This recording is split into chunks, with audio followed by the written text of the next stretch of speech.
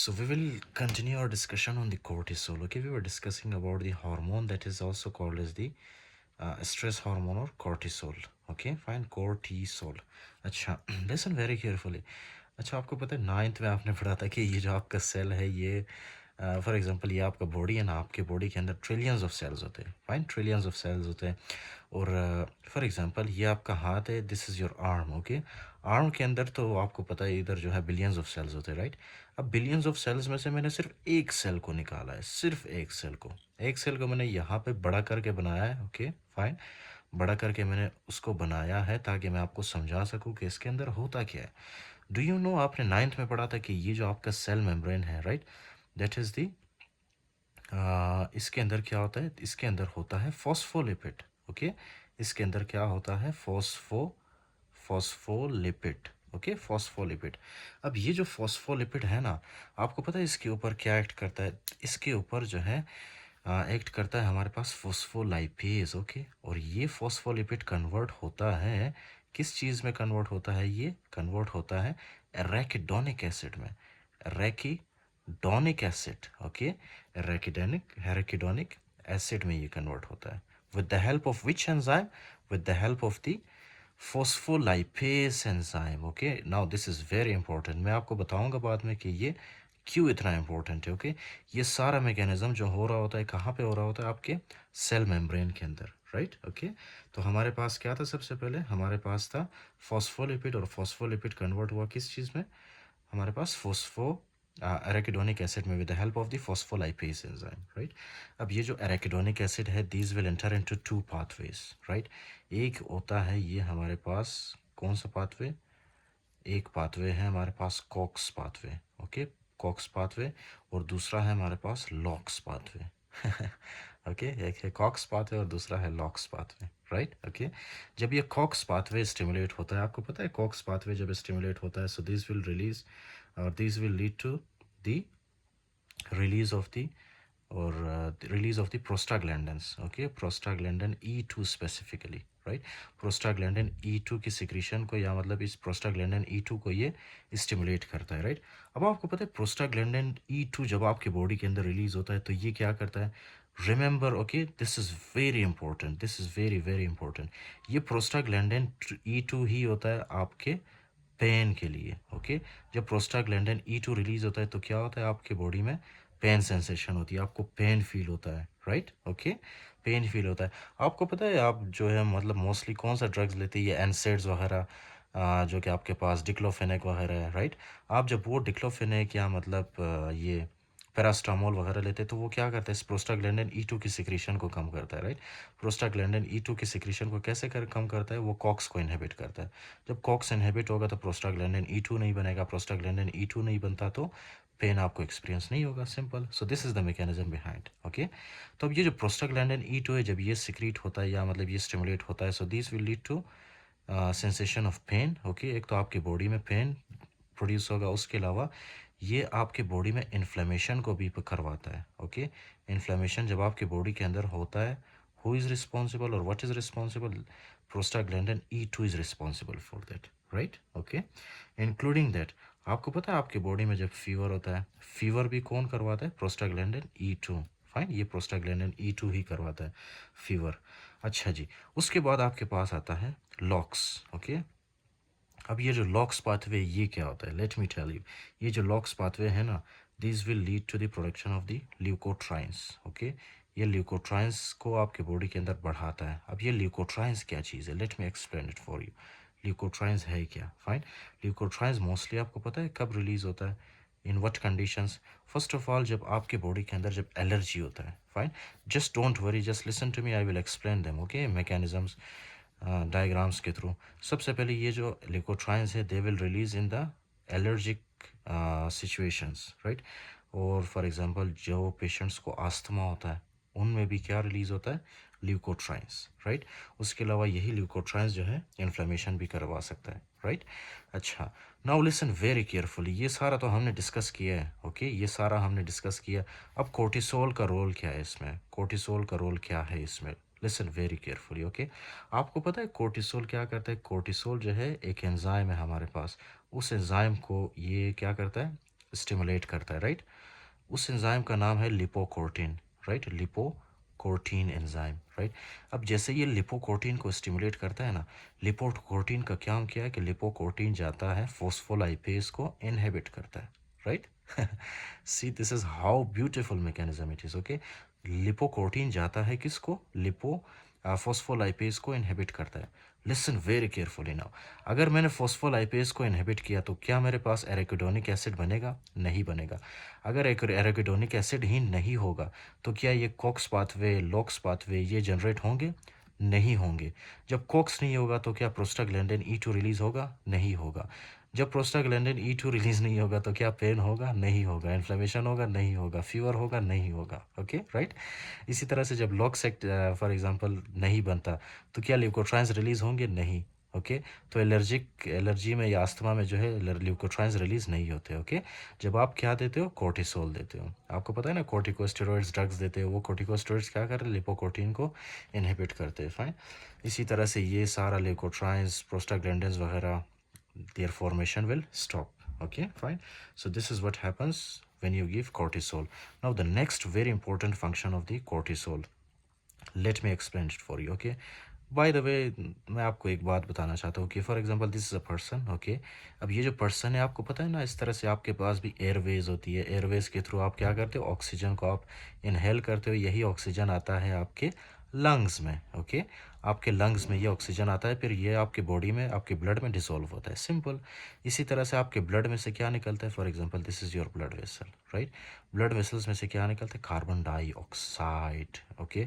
Carbon dioxide इस तरह से आता है आपके लंग्स के थ्रू, ये कहाँ पे जाता है? आपके माउथ से बाहर, and this process is called as exhale, okay, right? Listen very carefully now.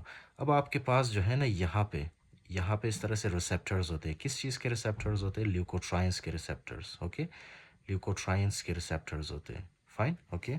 अब ये जो ल्यूकोट्राइंस के रिसेप्टर्स होते हैं, आपको पता है ये ल्यूकोट्राइंस क्या करते हैं? फॉर एग्जांपल ये आपके पास ल्यूकोट्राइन है, ये जब रिलीज होता है ना आपकी बॉडी के अंदर, ये आपको पता है क्या करता है? ये आपकी एयरवेज में जाता है, ओके? एयरवेज में क्या होते हैं? इसके रिसेप्टर्स होते हैं, इसका घर होता है एयरवेज में, ओके? ये रिसेप्टर्स है ल्यूकोट्राइंस के। तो जैसे ये इस रिसेप्टर के साथ बाइंड करता है ना ल्यूकोट्राइन, आपको पता है ये क्या करता है? ये इस तरह से एयरवेज को ये कॉन्स्ट्रिक्ट करता है। उसको हम क्या कहते हैं? जब ये एयरवेज को कॉन्स्ट्रिक्ट करेगा उसको हम कहते हैं bronchoconstriction, okay? Bronchoconstriction, right? Bronchoconstriction करवाता है ये। So this is how leukotrienes function in your body, right? ये एयरवेज पे जाके एयरवेज को क्या करता है? वहाँ पे ब्रोंको कॉन्स्ट्रिक्शन करता है, यानी कि ब्रोंक्यूल्स को नैरो करता है। जब ये आपका ब्रोंका या ब्रोंक्यूल जब नैरो होगा तो क्या आप आसानी से सांस ले पाएंगे? आसानी से आप ऑक्सीजन अंदर की तरफ ले पाएंगे? नहीं, ओके, नहीं ला पाएंगे। इसी तरह से आप कार्बन डाइऑक्साइड को भी आसानी से अपने बॉडी के बाहर पुश नहीं कर पाओगे, एक्सहेल नहीं कर पाओगे। क्यों? क्योंकि ये जो आपका ब्रोंकाई और ब्रोंक्यूल्स है ना, ये क्या हुए होते हैं? They will be constricted. Bronchoconstriction हुई होती है, किसकी वजह से होती है? आपके ल्यूकोट्राइंस की वजह से, फाइन, ल्यूकोट्राइंस की वजह से। इसीलिए आपको पता है जो ये जो पेशेंट्स होते हैं इनको हम क्या देते हैं? इनको जो है हम लोग फॉर एग्जांपल कोर्टिकोस्टेरॉइड्स देते हैं। कोर्टिकोस्टेरॉइड्स क्या करता है? ल्यूकोट्राइंस की प्रोडक्शन को कम करता है, जिसकी वजह से ब्रोंको कंस्ट्रिक्शन नहीं होती, simple, okay? But I will teach you this, okay, in the detail in the respiratory system when we study about the pathology of the respiratory system, about the asthma, COPD वगैरह। I will discuss that, right? It is just a general overview about the cortisol कि ये कैसे function करता है, right? इसी तरह से ये जो आपके पास कोर्टिसोल है ना, this cortisol, listen very carefully, this cortisol will act on your neutrophils, this will act on your eosinophils, right? उसके अलावा ऑन योर लिम्फोसाइट्स, फाइन। और ये क्या करता है? ये जो आपके पास न्यूट्रोफिल्स वगैरह है ना, वाइट ब्लड सेल्स को ये इस तरह से आप कह सकते हो कि इम्यून सिस्टम को ये डाउन रेगुलेट करता है, राइट? इम्यून सिस्टम को टर्न ऑफ करता है, जिस तरह आप लैपटॉप को टर्न ऑफ करते हो, कंप्यूटर को करते हो, राइट? तो इसी तरह से ये कोर्टिसोल क्या करता है? आपके वाइट ब्लड सेल्स को टर्न ऑफ करता है, राइट? तो जब टर्न ऑफ होंगे वाइट ब्लड सेल्स जैसे कि न्यूट्रोफिल्स, तो क्या होगा? न्यूट्रोपीनिया होगा ना, न्यूट्रोपीनिया, ओके? न्यूट्रोपीनिया होगा जब आपके फॉर एग्जांपल ये ईओसिनोफिल्स, ये भी एक वाइट ब्लड सेल है, जब ये इनहिबिट होगा तो क्या होगा? ईओसिनोपीनिया होगा, राइट? ईओसिनोपीनिया, राइट? यूजिनोफीनिया होगा। उसके अलावा ये जो लिम्फोसाइट्स इनहिबिट होंगे तो क्या होगा, लिम्फोपीनिया। दैट्स इट, बस ख़त्म। ये क्या करता है, इन शॉर्ट आपने याद रखना है कि ये वाइट ब्लड सेल्स को टर्न ऑफ करता है। That's it, okay. कोर्टिसोल ये आपके वाइट ब्लड सेल्स को टर्न ऑफ करता है। Do you know the normal function of the red blood cells? ये आपके पास जो रेड ब्लड सेल्स ये नॉर्मली करते क्या है, listen very carefully, okay. Normally ये क्या करते हैं, ये जो रेड वाइट ब्लड सेल्स है, sorry white blood sales, okay. White blood sales आपके पास सबसे पहले जो है ये क्या रिलीज करते हैं, इंटरल्यूकिन 2, ओके, इंटरल्यूकिन 2। अब ये जो इंटरल्यूकिन 2 ने ऑब्वियसली ये वाइट ब्लड सेल से रिलीज होते हैं और यही इंटरल्यूकिन 2 वापस जाके लिम्फोसाइट्स को स्टिमुलेट करते हैं कि वो मज़ीद proliferate, okay? But these are all the, general overview. In detail, we will study in the immunology, okay? In the immunology lectures, right? तो ये है आपके पास वाइट ब्लड सेल्स, राइट। और इसी तरह ये जो वाइट ब्लड सेल्स आपको पता ही है कि ये इन्फेक्शन के ख़िलाफ़ भी लड़ते हैं, ओके। इन्फेक्शन को आपके बॉडी से कम करते हैं। इसी तरह से ये वाइट ब्लड सेल्स इन्फ्लेमेशन में भी रिस्पॉन्सिबल होते हैं, फाइन। इन्फ्लेमेशन में भी ये रिस्पॉन्सिबल होते हैं। तो इन शॉर्ट जब आप कोर्टिसोल या कोर्टिकोस्टेरॉइड्स देते हैं तो वो क्या करता है, एक तो आपके इम्यून सिस्टम को टर्न ऑफ करता है, राइट। उसके अलावा जब आपकी बॉडी के अंदर इन्फेक्शन होती है, इन्फेक्शन के अगेंस्ट भी आप लड़ नहीं पाते, राइट, आपके ये जो वाइट ब्लड सेल्स हैं। और इन्फ्लेमेशन का आपको पता ही नहीं चलता, ओके फाइन। क्योंकि इन्फ्लेमेशन का इसलिए क्योंकि ये इन्फ्लेमेशन को क्या करता है, एक हिसाब से ये कम करता है इन्फ्लेमेशन को, right, okay. So this is the function of the cortisol. Now the next thing, okay, there is one more thing, okay, कि ये जो हमारे पास कोर्टिसोल है ये क्या करता है, आपके मास्ट सेल्स होते हैं, ओके, मास्ट सेल्स। आपको पता है आपके स्किन के अंदर आपकी बॉडी में क्या होते हैं, मास्ट सेल्स, फाइन। ये मास्ट सेल्स क्या रिलीज़ करते हैं, mast cells will release histamine, okay, histamine, right. और ये मास्ट सेल्स कहाँ पे होते हैं, मोस्टली आपके ये जो ब्रोंकाई ब्रोंक्यूल्स है ना यहाँ पे होते हैं mast sales, okay.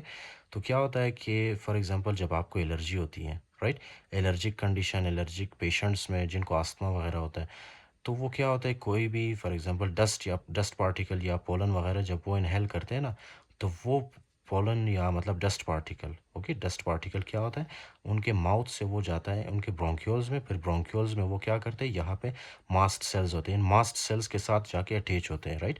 Mast cell के साथ जैसे ही अटैच होते हैं तो ये मास्ट सेल्स क्या होते हैं, स्टिमुलेट होते हैं, राइट। मास्ट सेल्स जैसे ही स्टिमुलेट होते हैं, ये मास्ट सेल्स पता है आपको क्या करता है, these mast cells first of all it will produce histamine। Histamine वेजो क्या होता है, ब्रोंको कॉन्स्ट्रिक्शन करता है, ओके। आपके ब्रोंक्यूल्स को वो क्या करता है, कॉन्स्ट्रिक्ट करता है, जिसकी वजह से आपको सांस लेने में प्रॉब्लम होती है। दूसरा यही हिस्टामिन क्या करता है, यहाँ पे जो है हमारे पास for example this is the bronchi and bronchiole, ये है आपके पास लंग्स, राइट, ओके। यहाँ पे ये क्या होता है, इस तरह से एपिथेलियल सेल्स होते हैं, fine, epithelial cells, goblet cells आप कह सकते हो, ओके, गॉबलेट सेल्स। अब क्या है कि ये जो गॉबलेट सेल्स है ये किसकी वजह से, एक तो ल्यूकोट्राइन्स इसको क्या करता है, स्टिमुलेट करते हैं, दूसरा ये इसको हिस्टामिन भी स्टिमुलेट कर सकता है, राइट। तो जब ये गॉबलेट सेल्स स्टिमुलेट होते हैं तो ये गॉबलेट सेल्स क्या प्रोड्यूस करते हैं, म्यूकस प्रोड्यूस करते हैं, म्यूकस, राइट। तो एज अ रिजल्ट क्या होगा, एक तो आपके पास जो ये एयरवे है ना, एक तो इसकी कॉन्स्ट्रिक्शन हुई होती है, फाइन, ये बहुत नैरो होता है। पहले से ही पेशेंट को जो है ब्रोंक्यूल्स के नैरो होने की वजह से या ब्रोंकाई के नैरो होने की वजह से सांस लेने में दिक्कत पेश आती है, राइट।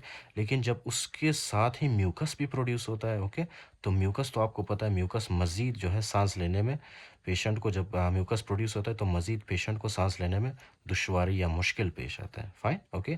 क्यों, क्योंकि एक तो ब्रोंको कॉन्स्ट्रिक्शन होती है और दूसरा म्यूकस एक्यूमुलेशन होता है ब्रोंक्यूल्स के अंदर या ब्रोंकाई के अंदर, राइट। तो इस वजह से क्या होगा, पेशेंट को सांस लेने में प्रॉब्लम आएगी, राइट।